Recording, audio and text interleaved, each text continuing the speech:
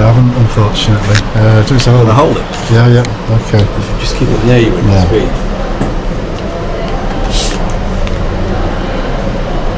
So what's your name? Tim Sheehan, and I've been here. I think I started about 1990 roughly. I used to work down the road at the Hacienda before that, and there's quite a few people came down here. So started as casual work and gradually, and I'm now the bookshop manager. I've been for quite a while. Hacienda? Yeah.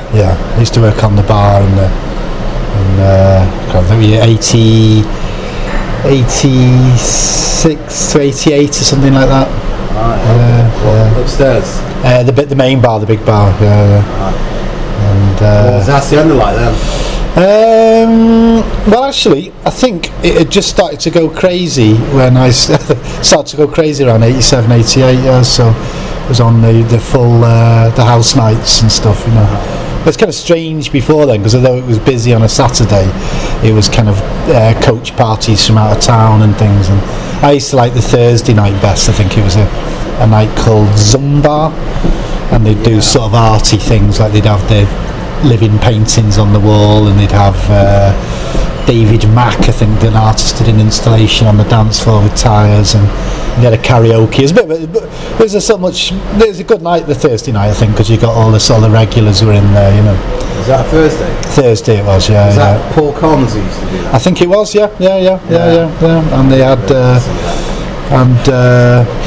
I think the Hacienda was a bit like a giant youth club, really, because you saw the same, you know, wherever you went in town, you saw the same people there at night, whether you wanted to or not, really. But, you know, pretty sort of cool and cultured crowd. Yeah, it was good. Yeah. Okay, a really good mixed bag, actually. That's what made it interesting, particularly around the time of '88, when you got the sort of the mixture of the sort of the gay, high energy crew, fashion students, musicians, and the Scallies all mixed together. And that was probably the best bit, I think.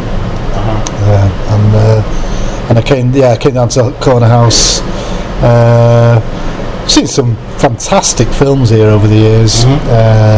Anything that sticks out? I think has been your favourite? One of my favourites, well, the one that blew me out most was Tarkovsky, Andrei Rublev, and I think I came in with a bit of a hangover. I was working as an usher at the time, and I just thought it was going to be a sort of typical sort of swords and sand, well, not the sword, you know, like a biblical epic thing. Well, it came out 3 hours later, I just could hardly speak, you know, 1964.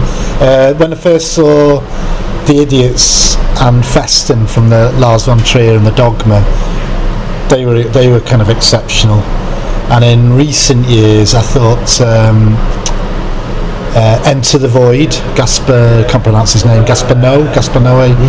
Thought that was mind-blowing, and I really liked Under the Skin last year. Thought that was fantastic.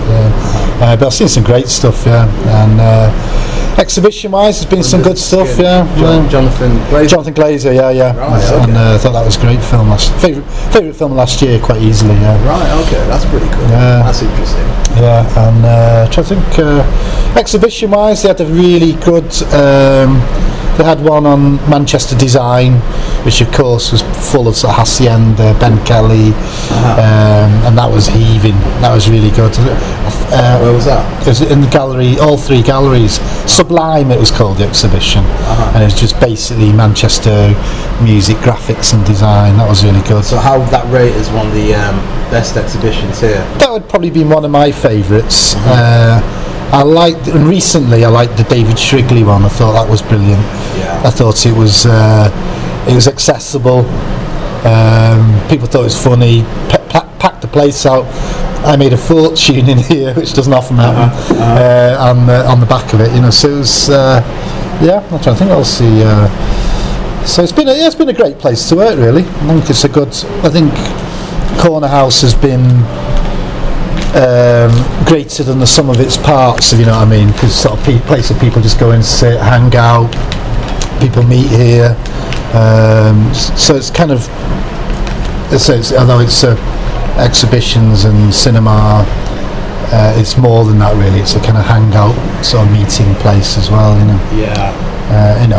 Even back in the day when we used to go to the Hacienda, this was the main bar that we used to meet at to go for a drink, you know. And the interesting thing about that as well is that in those days. Did this open after the house? This opened about 85. Oh, I think. Do you know who was involved in opening it? I think the original director was Dowie Lewis. Right. And is he like a hacienda guy? No. He actually, I think he did a photography publishing firm. All right.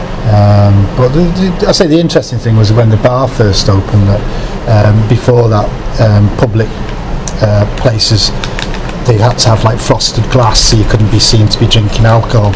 So when the Cornhouse Bar, which was the first bar in Manchester that opened, where you could be seen from the outside on the inside, and it was and people said it's full of posers, and it was like a goldfish bowl. But of course now every bar is like that, every bar and cafe.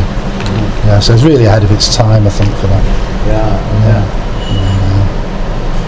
And what do you think of the actual design of the interior? I think it makes a good use of the space. I mean, it's not built for purpose, if you like, because I think it was a carpet warehouse or something like that, or showrooms. Mm-hmm. So obviously, wasn't it something like a cinema before? I think Cinema One has always been a cinema. Mm-hmm. I think it was an adult cinema at one time.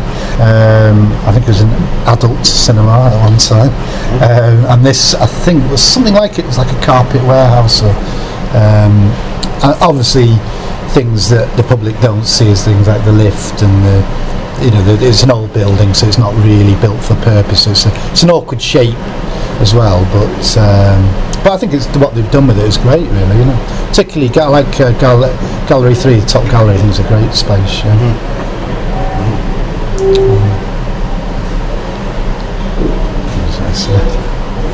So what's been the worst film you've seen?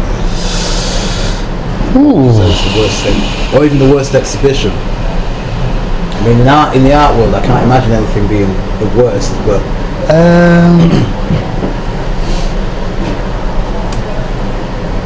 I think perhaps the guiltiest sin is to be a bit bland, and we've had a couple of bland ones up there that I can't remember. But I remember being unimpressed. I think sometimes when work is very time-based, like I did like a video, and you have to spend the amount of time with it. Actually, I just thought another one I really liked, which was it was East European photography. I thought it was brilliant, really good. It didn't give you anything, but it sort of drew you in, Film-wise, I'm trying to think actually. I saw a really awful low-budget New York one. The genre was called Mumblecore, and it was awful. I can't remember what it was called actually. About 7-8 years ago. I saw another film that really irritated me at the time, but it sort of grew on me, and I couldn't. I was still thinking about it about 10 years later, and that was called Primer. It was a science fiction. It built a time machine, but it was completely full of almost impenetrable scientific jargon. But it was an interesting film. And then once the paradoxes of time travel kicked in, I was really lost. But so I watched it again, and I thought, well, sometimes you don't have to know everything that's going on, and it was kind of interesting. Yeah. And it was interesting to be done. Called? Primer, I think it's called. Yeah. Right. Forgotten the director's name. I saw it in 2, I think. Yeah. Probably about. Yeah, I think it's about 10 years ago. And but that was one that, although it bugged me, I couldn't stop thinking about it, and I just decided that I liked it after all. And what do you think about the actual building closing? Or changing and becoming something else? I think in life you can't stand still. As I say, this building in some parts of it is falling apart. Cinema One is owned by Rail Track anyway, I think, and they had a hole in the ceiling on one of the platforms. So probably it's a shame in a lot of ways, because it's an iconic building. It's in a great spot, but who's to say down the line the new one won't be just as iconic? I think it'll depend on. At the end of the day, people will be coming in for the product. So if the films are good, the theatre's good, it'll be that should draw people in. Having undergone a remarkable transformation over the last decade, Manchester's city centre skyline has changed dramatically. With world-class architecture and strong urban design, the city has a truly metropolis feel. But amid so much change is a key piece in the city centre jigsaw, an area that has managed to preserve its character, charm and uniqueness. Step a few yards away from Market Street down Tib Street and you're entering the Northern Quarter, an area that has become the heartbeat of the city's independent creative scene. It's home to many design agencies and renowned for its bars, boutiques, music, arts, cafes, clothes shops, as well as new urban housing, which makes the Northern Quarter stand out from the crowd. For award-winning photographer Edward Chadwick, the Northern Quarter's vibrant urban space provides plenty of inspiration for his work. I find the Northern Quarter adds an element of spontaneity to my work. The majority of the shots that I do around here are kind of very much spur of the moment things. They're like little details, little bits of time captured, be that kind of a car outside one of the Northern Quarter bars, just capturing the vibrancy of the area. That's what I try and do around here. 5 years ago, Edward opened a studio in the Crafts and Design Centre, giving him the opportunity to be part of an artistic community where jewellery, textiles and fashion and much more is individually produced and sold on the premises. In fact, Oldham Street, at the heart of the Northern Quarter, was once one of Manchester's major shopping areas, but in the 1970s, the Arndale appeared, and the retail focus moved to Market Street. Back in the Northern Quarter, a new alternative culture started to develop, and the area became a haven for a thriving arts scene. With their breathtaking ambition, Manchester's creative and artistic minds flocked to the Northern Quarter to offer a unique experience to the typical British high street. Simon and his wife Flix decided to move to the area 3 years ago to open their vintage shop, Rags to Bitches. The Northern Quarter has a very long history of fashion in Manchester because of the fact that it's been the garment quarter, the textile quarter, and it seems only right, like New York's fashion area, that we should continue that. It's a space where, because the offices and the studios are cheaper, it's attracted people who are going to take on innovative ideas and try new labels and try new exciting designs. But as well as being fanatical about fashion, the Northern Quarter is a mecca for music. The area boasts one of the highest concentrations of record shops and music venues you will find anywhere in the city. And one of the quarter's oldest record shops, Vinyl Exchange, has a new owner, Richard Farnell. The Northern Quarter's relationship with music probably stems from the fact that there's so many good small venues around here, and the shops as well are tied into that.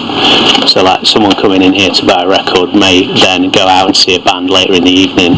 Basically, it's less the kind of thing you would find in a chain store. It's less so much about the charts. It's more about like small labels, independent artists, people doing their own thing, and I think that makes it more interesting, really. The Northern Quarter provides a perfect meeting point between music and culture, and a distinct community spirit unrivaled anywhere else in the city. And someone who is a part of this is commissioned artist and graphic designer Richard Roberts. With the Northern Quarter, it tends to be quite a small community. A lot of skaters will DJ, a lot of DJs paint. Because of the independent businesses who've grown up aware of graffiti and that culture, you get a lot more of it, and now you'll sort of see places like Common and Affleck's Palace have got work outside. This bohemian oasis has attracted hundreds of people who now call the Northern Quarter home. Living in the numerous apartments in the area, residents as well as day trippers are well catered for, with plenty of places to eat, drink and be entertained. So it's clear the Northern Quarter has a definite buzz about it. It's an interesting place. You can kind of go around any kind of different corner and find something that you've not really seen in the kind of the main high street. It's lovely to bring the baby and come and have a coffee. Lovely atmosphere, nice little shops. None of the bars and stuff are chain bars, so they've each got their individual atmospheres. The area's proud history and individuality has been determined by its community. Their passion and ethos has been at the forefront in the development of its culture, and that makes the Northern Quarter unmissable.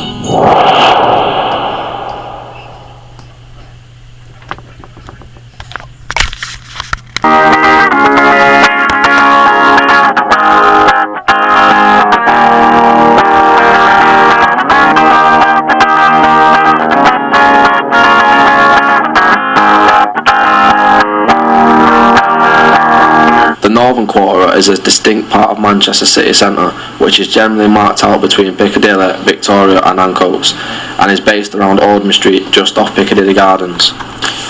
A hub of alternative and bohemian culture, the area is usually considered to be confined with Newton Street, borders with Piccadilly Basin, Great Ancoats Street, borders with Ancoats, Back Piccadilly, which is borders with Piccadilly Gardens, and Swan Street, or the High Street, borders with Strudel and Yarndale. The popular streets include Oldham Street, Tib Street, Newton Street, Lever Street, Dale Street, Hilton Street and Thomas Street. By the 1840s, the Northern Quarter was at the centre of one of the most substantial economic changes in history, with the Industrial Revolution at full pace and Manchester taking its place as the world capital of textile production. In common with the town as a whole, the area became populated by both wealth and poverty. Meanwhile, the area is something of a magnet for DJs and music enthusiasts, with shops such as Piccadilly Records, Vinyl Exchange and Beating Ribbon pulling in customers. Its offbeat and alternative atmosphere symbolises the Northern Quarter as a whole. During the daytime, stylish hangouts include Cafe Pop, a cafe and a shop selling retro clothes and household goods, and Basement, a vegan cafe and a meeting place. The area is also celebrated for its bar and venue scene, which is constantly evolving, promoting a well-established Northern Quarter nightlife.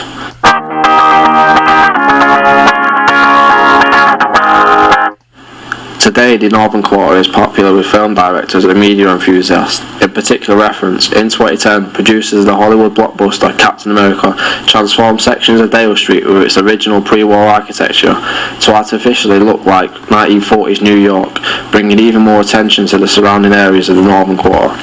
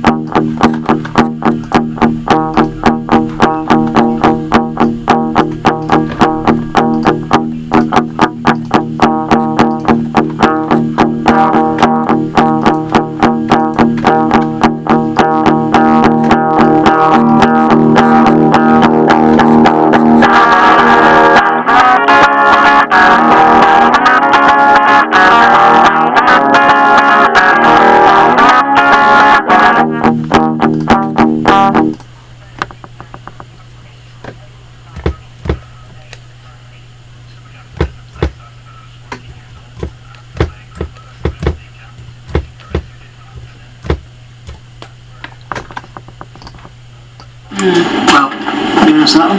Right. Well, we live here, we have our business here, we do all our shopping here, we all have our friends here. It means very